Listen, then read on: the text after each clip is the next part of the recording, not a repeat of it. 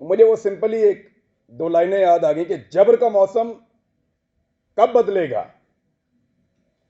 जबर का मौसम कब बदलेगा, हम बदलेंगे तब बदलेगा, और बदलेगा, जरूर बदलेगा। मैं कुछ चीजें बड़ी आप क्लियर कर देना चाहता हूं अगले 2-4 मिनट के अंदर, कोई गलतफहमी रहे ना, खुलकर बात कर लेते हैं। हमारे ऊपर पर्चे देने की औकात पॉलिटिशियंस की नहीं है। ये क्या बेचते हैं, पर्चा देंगे हम पे, कमजोर लोग, बुजदिल। ये इमरान खान पर्चा करवाएगा, नवाज शरीफ करवाएगा, आसिफ जरदारी पर्चा करवाएगा हम पे। ये औकात है पर्चा देने की इनकी? भाट साहब नहीं करवा सकते ये। इनकी क्या जरूरत है कि हमारे ऊपर पर्चा करवाएं? पर्चा मेरे पे हो या मीर शकील पे हो, अरशद शरीफ पे हो या साबिर शाकिर पे हो, समी भाई पे हो या भट्ट साहब आपके ऊपर हो या जमीर भाई आपके ऊपर हो, ये नहीं करवा सकते पर्चा। ये जो पर्चा हमारे ऊपर होता है ना, बगावत का, गद्दारी का, इसके कॉपीराइट ही नहीं है पॉलिटिशियंस के पास। हर चीज के कॉपीराइट्स होते हैं ना। ये जो रियासत से बगावत का और गद्दारी का मुकदमा है, इसके कॉपीराइट इन सियासतदानों के पास नहीं है, वो इनके अब्बा जी के पास हैं, पाकिस्तान की एस्टेब्लिशमेंट के पास हैं कॉपीराइट्स। गद्दारी का पर्चा, बगावत का पर्चा, वो हम पे करवाएंगे। दुनिया के किसी मुल्क में ये पर्चे नहीं हो रहे, क्योंकि सब मुल्कों को इस बात का यकीन है कि उस मुल्क में रहने वाले शहरी उस मुल्क के वफादार हैं। सिर्फ पाकिस्तान के अंदर एस्टेब्लिशमेंट को इस बात का शक अभी बाकी है कि यहां पे गद्दार भी हैं और बागी भी हैं। क्यों शक करते हो? क्या मसला है आपका? ये कहना चाहिए, वो नहीं कहना चाहिए, सवाल ही तो पूछते हैं। हम करते क्या है? यानी अजीबो गरीब किस्म के स्टैंडर्ड्स पाकिस्तान में बनाए हुए हैं। मैं कुछ चीजें आपके सामने रख देता हूं। पाकिस्तान की एस्टेब्लिशमेंट से खुली खुली मैं सामने बात कर देता हूं। आप गैरों की जंग में हमें धकेल दें तो आप मुहिब्बे वतन हैं, और हम आपसे ये पूछें कि इतने सारे बंदे क्यों मारे जा रहे हैं, तो हम गद्दार भी हैं और बागी भी हैं। आप बंद कमरों के अंदर फैसले करें इस मुल्क के 22 करोड़ अवाम के, तो आप मुहिब्बे वतन हैं।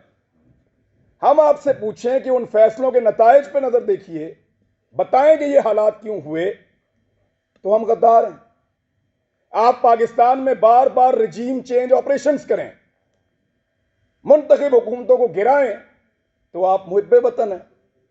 हम आपसे पूछें कि ये क्यों किया, तो हम गद्दार भी हैं और हम बागी भी हैं। आप वजीर आजमों के इंटरव्यूज करें और फैसला करें कि इसको बनाना है और इसको नहीं बनाना, तो आप मुहिब्बे वतन हैं। और हम जब ये कहें कि जनाब अवाम का फैसला होना चाहिए, ये 22 करोड़ लोग हैं, कीड़े मकोड़े नहीं हैं, तो हम गद्दार भी हैं और हम बागी भी हैं। यानी आप बगावतों के और गद्दारियों के मुकदमे दर्ज करवाएं जो पूरी दुनिया में नहीं हो रहे, और जब हम आपको ये कहें कि क्या हम बागी हैं, तो उस पर भी हम बागी हैं, उस पर भी हम गद्दार हैं। यानी अजीबो गरीब किस्म का क्राइटेरिया बनाया हुआ है। आप हमारे लिए, हमारे मुल्क की जमीन को तंग कर दें, तो आप मुहिब्बे वतन हैं, और हम अपनी जमीन पे आजादी से रहने का हक मांगें, तो हम गद्दार हैं, हम बागी हैं। आप खुदा ना खास्ता कभी हार भी जाएं, तो आप मुहिब्बे वतन हैं। और हम आपसे पूछें कि हुजूरे वाला ये क्या हुआ था, तो हम गद्दार हैं, हम बागी हैं। आप किसी एक तजर्बे में नाकाम हो जाएं, तो आप मुहिब्बे वतन हैं, और हम सिर्फ नाकामी की निशानदेही कर दें, तो हम गद्दार हैं, हम बागी हैं। हम हंसें तो गद्दार हैं, रोएं तो गद्दार हैं, बोलें तो गद्दार हैं, चुप रहें तो गद्दार हैं, बात करें तो गद्दार हैं, ना करें तो गद्दार हैं, हम सवाल करें तो गद्दार हैं, जवाब मांगे तो गद्दार हैं, जवाब ना देने पर रिएक्ट करें फिर गद्दार हैं। क्योंकि हम पैदा हुए हैं हुजूर गद्दारी के लिए। हमारे गलों में ना तख्तियां डालो, और हमें चक्कर लगवाओ पाकिस्तान के गद्दार लिखकर, हमारे माथों पे लिखो गद्दार, इधर यहां लिखो, या गोली मार दो, हमारे लिए वो ज्यादा आसान होगा। तकलीफ होती है। अरशद शरीफ ने किसके लिए आवाज नहीं उठाई थी? आप सारे गवाह हैं। जिसको मार पड़ी वो उसका शदीद तरीन मुखालिफ होने के बावजूद कहता रहा कि गलत मारा। तो तकलीफ होती है ना। भट्ट साहब नाकामी थी हमारी, उसका हम पे एतबार खत्म हो गया। भट्ट साहब, उसको पता चल गया अब उसका बोझ नहीं उठा सकते, वो इसलिए मुल्क छोड़ के गया था। उन्होंने पता लग गया ताड़े तो गल उत्ते हुण, हम पे उसका एतबार खत्म हो गया था। तकलीफ होती है। चुप करके निकल लिया। इन्होंने मजाक उड़ाया उसकी तस्वीर दिखा दिखा कर, हमारे इख्तलाफात को हमारे खिलाफ इस्तेमाल किया, हमारे लोगों को तस्वीर भेजी कि ये देखो भाग रहा है, फोटो लगाओ सोशल मीडिया पे, गंदा करो इसको, भाग रहा है। और बुज़दिल नहीं था। बुज़दिल होता तो तुम्हारे साथ डील करता, तुम उसकी मिन्नतें कर रहे थे डील के लिए। रोज उसे कहते थे कि आओ बात करें, रोज उसे कहते थे कि आओ सरेंडर करो हमारे सामने। उसके बच्चों को थ्रेट, उसकी फैमिली को थ्रेट। अकेला था, उसको पता था सबको उसने अकेले ने संभालना, कोई और तो नहीं था उसके साथ। जाओ पूछो उसकी मां से, मैं मिलकर आया हूं उस दिन। सारी बातें करने के बाद, पूरा हौसला देने के बाद, आखिर में वो कहती है कि अरशद तो नहीं है ना, जो कुछ भी हो अरशद तो नहीं आएगा अब।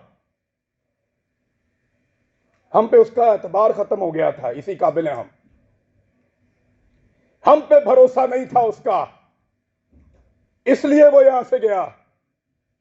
बुज़दिल नहीं था, हम नकारा हो गए थे, हम उसको नहीं बचा पाए। मैं अभी थोड़ी देर पहले मैं मोटरवे पे आ रहा था, मैंने एक वीडियो रिकॉर्ड की। मुझे इत्तला दी गई कि आप इस्लामाबाद आएंगे तो पकड़ेंगे, तो मत जाओ। तो मुझे दो वजूहात समझ आई, या तो कोई ये चाहता है कि मैं यहां के बात ना करूं, या हो सकता है वाकई पकड़ ले। तो मैंने एक वीडियो छोटी सी रिकॉर्ड करवाई, इसलिए कि अगर मैं पकड़ा गया तो ये लोगों तक पहुंच जाएगी वीडियो, और मुझे जो इत्तला दी है, कैसे दी है, किसने पकड़ा, ये भी पता चल जाएगा। मैंने अपने बच्चों से भी माफी मांगी। मैं एक साल में उनको कोई किसी एक मौके पर भी जो मैं उनके साथ टाइम गुजारा करता था, मुझे वो मौका ही नहीं मिला।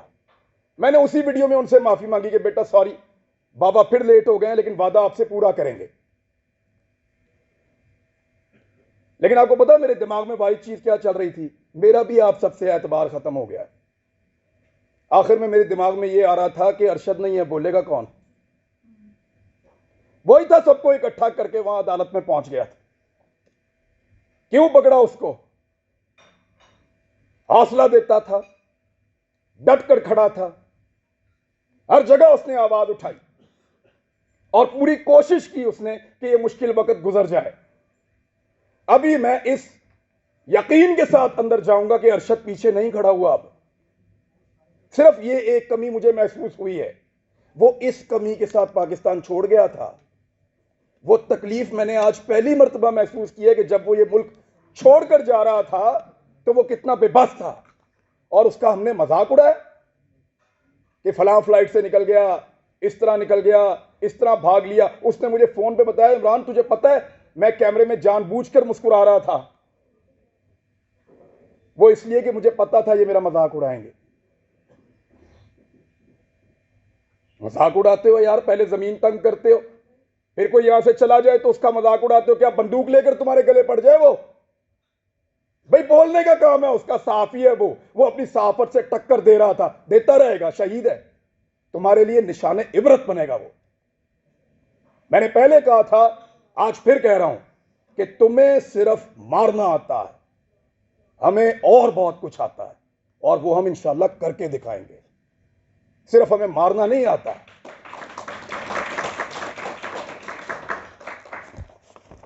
दबा दबा के और जिसको दबाया एस्टेब्लिशमेंट ने दबाया। अहमद मीर का प्रोग्राम में बड़ा खुश था उस दौर में जब बंद हुआ, क्योंकि हम भी एक अजीबोगरीब दुनिया में रहते थे। माशरत उलूम की किताबें पढ़ के आए हुए थे, लगता था सारे हीरो हैं, एस्टैब्लिशमेंट पाकिस्तान की बहुत वफादार है, सच्ची बात है। किसी की आंखें पहले खुल गई, किसी की बाद में खुल गई, लेकिन अच्छी बात है खुल गई। लेकिन मफादात की पट्टी बांध के कभी आंख बंद नहीं की, अल्हम्दुलिल्लाह। कभी इसलिए आंख बंद नहीं की कि मफादात की उसके ऊपर पट्टी बंधी हुई थी। जब मुतीउल्लाह जान पे हमला हुआ, मैं क्लिप आप सबसे शेयर कर दूंगा, मैंने मजम्मत की। वो बच्चा जिसके घर के अंदर घुस के मारा, जिसके साथ आपका केस चल रहा था, मैंने मजम्मत की। जब अफसार आलम पे गोली चली तब मजम्मत की। सब रिकॉर्ड के ऊपर मौजूद है, हामिद मीर के ऊपर गोली चली, मजम्मत की। लेकिन हामिद मीर ने अपने मुंह से कहा था, मेरे भाई ने, कि मेरा प्रोग्राम सियासतदानों ने बंद नहीं किया। इमरान खान की क्या औकात है, बंद तो उन्होंने किया।